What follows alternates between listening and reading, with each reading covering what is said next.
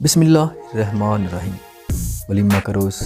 सब अहले खाना से मुलाकात के बाद ज़िबैश को नंद की तरफ से अपने कमरे में ही बैठने का हुक्म मिला, जिस पर इसने फिल फौर अमल किया। हल्के फुल्के मेकअप के साथ माथे पर टीका टीका सजाए वो दुबली सी लड़की सुनहरे जोड़े में दमक रही थी, जबकि दुल्हा वलीमे के इंतज़ामात में अपने डैड के हमरा मेहमानों की देखभाल में मसरूफ़ था। सब अहले खाना से मुलाकात के बाद नींद उन्हें खाने के लिए छत पर ले गई, जबकि ज़िबैश कोमल के हमरा शोख चंचल लड़की संजीदगी का लिबादा उड़े धप से बिस्तर पर आन बैठी और कोमल के इसरार पर दिल के फूले निकालने लगी। ज़िबैश, तुम्हें बोला भी था कि लंबी लंबी मत छोड़ो, वहाँ के लोग मुख्तलिफ होते हैं। अब ये बंदा जिस मिजाज का है बस उसी के मिजाज के मुताबिक ढलती जाओ। कोमल ने समझदारी का मुजाहरा करते हुए ज़िबैश की टर्स बनाई। वैसे ये कागजी फूलों की समझ नहीं आ रही है। बिस्तर के दाएं बाएं लटकी लड़ियों ने कोमल को अपनी तरफ मुतवज्जा किया, जो कि वो आते साथ ही ज़िबैश की बातों से नज़रअंदाज किए बैठी थी। शुक्र है तुम्हें भी लड़ियाँ नज़र आई हैं। पता है चिट्टे कबूतर ने क्या बोला? ये बाग मैंने आपके लिए सजाया है, अब तुम बाग देखकर खुद ही फैसला कर लो। सजाने वाले ने कितनी रकम और मुशक्क़त से सब सजाया है। और हाँ, सिर्फ ये एक बात काबिल कबूल बोली थी, वगरना कभी पेट के मरोड़ तो कभी रुखसती के वक्त रोने पर इतराज़, जैसी गुफ्तगू पर वक्त का ज़िया किया है भोले ने। ज़ेबा के सामने बैठी खालाजाद कोमल हंस हंस कर लोट पोट होने लगी। ज़ेबा, तुमने ही तो कहा था कि एक बार शादी हो लेने दो, फिर उसे उंगलियों पे नचाऊंगी। मजाक उड़ा रही हो? ज़िबैश ने फूले चेहरे से कोमल को गुर्गा। नहीं तो बस याद दिला रही हूँ अपनी शेरनी को। कोमल ने फौरन हंसी पर काबू पाते हुए संजीदगी से पूछा, वैसे तुम आज पार्लर से तैयार नहीं हुई हो? भाई वलीमा रोज़ थोड़ी होता है। जिस चिट्टे कबूतर के लिए तैयार होना था उसे कुदरती हुस्न पसंद है, तो फिर मैं किस के लिए तैयार होती? उसे नथ भी पसंद नहीं है, तभी तो आज पहनी ही नहीं है, और मेकअप भी सारा खुद किया है। ज़िबैश ने फुले मुंह से कोमल को बताया। सच्ची बताऊं, इस सुनहरे शलवार कमीज़ में हल्के फुल्के मेकअप में भी बहुत प्यारी लग रही हो। माशाल्लाह, ये भाई जोड़ा है जो तुमने बाजी के साथ खरीदा था। हाँ वही है। ज़िबैश ने अंगूठी को घुमाते हुए झुकी गर्दन से बोला। अब मुझे किसी और की राय से कोई फ़र्क नहीं पड़ता है।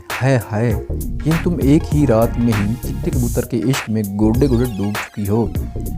इश्क तो नहीं, पर अच्छा तो लगने लगा है अपनी तमाम तर खुश्क गुफ्तगू के बावजूद भी।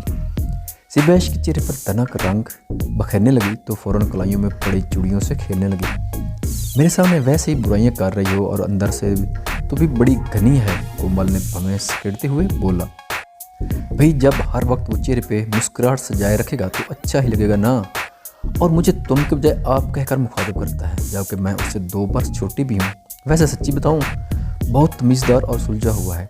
बताते हुए ज़िबैश के चेहरे पर मुस्कुराहट और आंखों में चमक उतर आई। ओए होए, हंसी तो फंसी लड़की। वैसे दूल्हा भाई अभी हैं किधर? छत के ऊपर वलीमे का एहतमाम किया गया है तो वहीं होगा।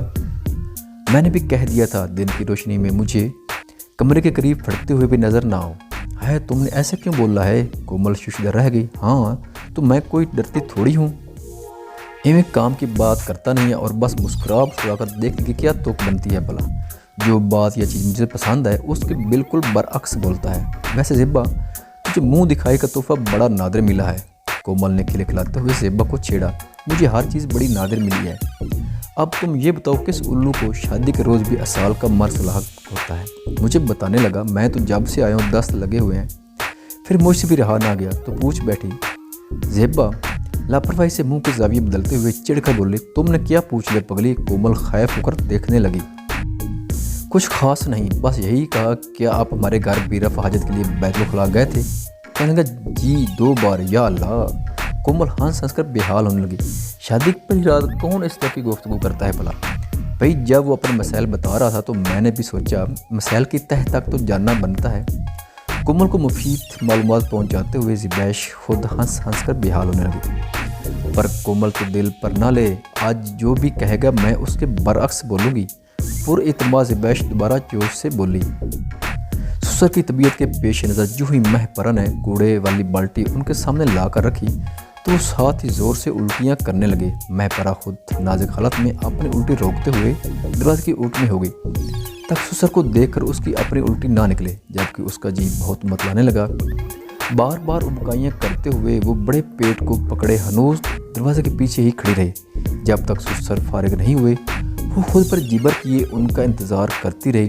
फिर जो ही सुसर की उल्टी थमी तो वो खुद पर जिबर करते हुए उल्टी वाली बाल्टी उठाकर साफ करने चल पड़ी। बार बार उबकाइयों की बदौलत उसे पेट में अजीब सा दर्द उठने लगा, आंखों से आंसू रवां हो गए। मुझे कल ही ये वाक़या पैगाम में सूती में मौसूल हुआ है और यकीन माने ये सब लिखते हुए मुझे खुद उबकाइयाँ आ रही हैं, क्योंकि किसी दूसरे को देखकर ये सुनकर मुझे खुद उल्टियाँ आना शुरू हो जाती हैं। क्योंकि मुझे किरदार के मसाइल को वाज़ेह करना है तो इसलिए ये वाक़या लिखना पड़ रहा है, ताकि आप सबको पता चले कि प्रदेश में बाज़ ससुराल कितने बेहिस होते हैं। नीज़ आप में से अगर किसी का दिल मेरी तरह से बहुत जल्द मतलब हो जाता है तो मेरी तरफ से पेश की मदद कबूल फरमाएं। इलावा से जो बहनें हमल जैसे कठिन मरहले से गुजर चुकी हैं वो इस वाक़े को बखूबी समझ सकेंगी कि जब इस हालत में उल्टी आती है तो कितनी तकलीफ़ होती है।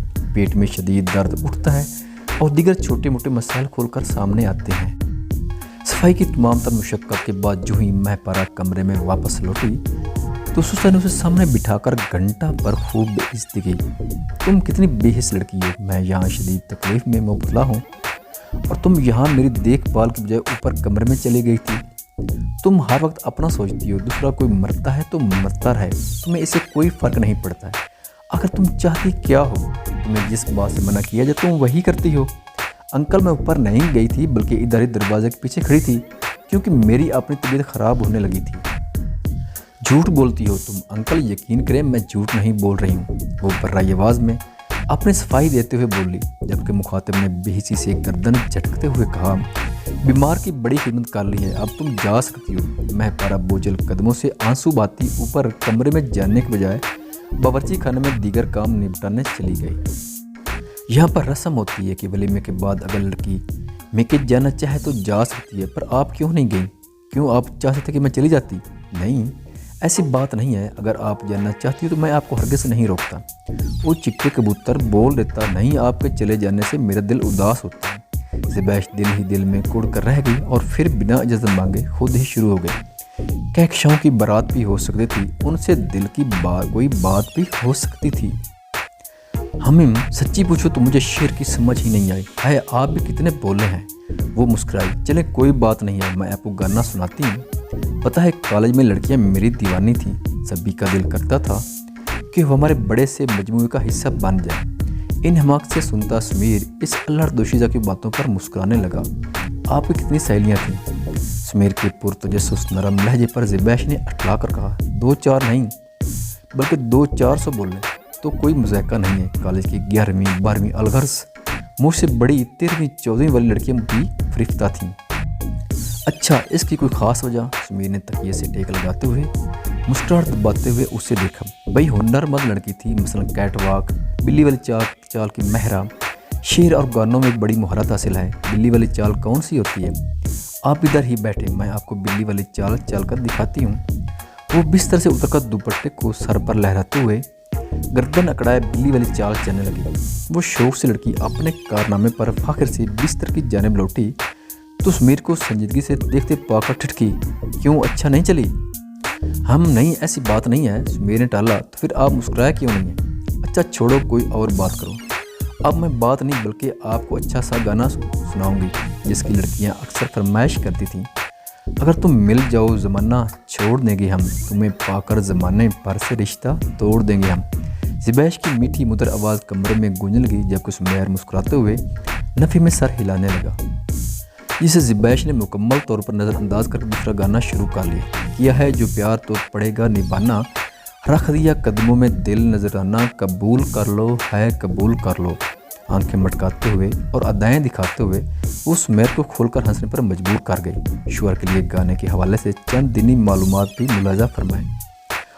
खाविंद और बीवी का आपस में लुत्फ़ अंदोज़ होने में ये भी शामिल है कि बीवी अपने खाविंद के लिए गाना गाए और खाविंद अपनी बीवी के लिए गाना गाए, लेकिन इसमें कुछ शरूत का होना ज़रूरी है ताकि ये गाना मुबाह बन सके।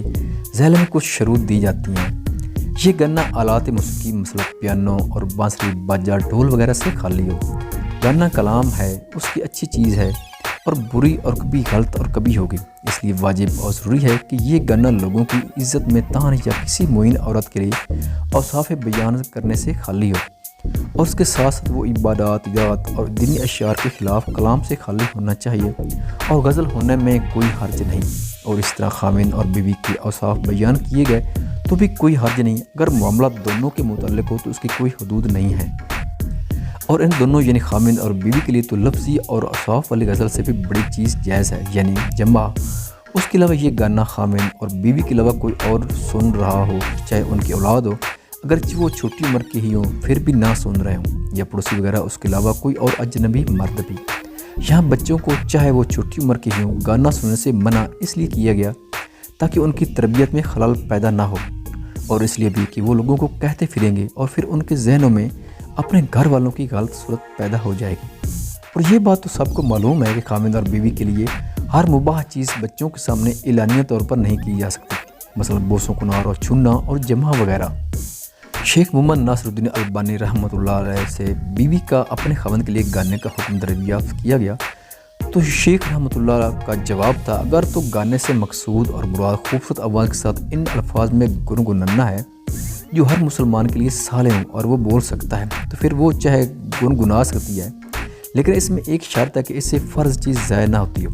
लेकिन अगर वो ऐसे अल्फाज गुनगुनाए जिनका ज़बान पर लाना शरई तौर पर असलन जायज़ नहीं, तो फिर इस हालत में कोई फ़र्क नहीं, चाहे वो खाविंद के लिए गाए या फिर भाई के लिए या बहन के लिए, क्योंकि जैसा कि आप जानते हैं मामला नबी करीम सल्लल्लाहु अलैहि वसल्लम के फरमान से है। शेर ऐसी कलाम है जिसकी अच्छी अच्छी है और बुरी और कभी बुरी ही है। इसलिए जब इंसान बुरी और कभी कलाम करे तो उसका मुहासबा होगा, और जब बुरे कलाम में गाना गुनगुनाएगा तो फिर मुआवजा और बढ़ जाएगा। इसलिए अगर औरत अपने खामिन के सामने मुबाह कलाम में गाना गुनगुनाती है तो गाए, और जो चाहे खूबसूरत आवाज़ में मुबाह कलाम गुनगुनाए, लेकिन अगर इस गाने से मकसूद वो गाने हैं जो फैश होते हैं और बाज़ फासिक मर्द और औरतों का पेशा बन चुके हैं, तो फिर इसमें कोई फ़र्क नहीं कि वो अपने खाविंद के लिए गाए या फिर किसी अजनबी और गैर महरम के लिए।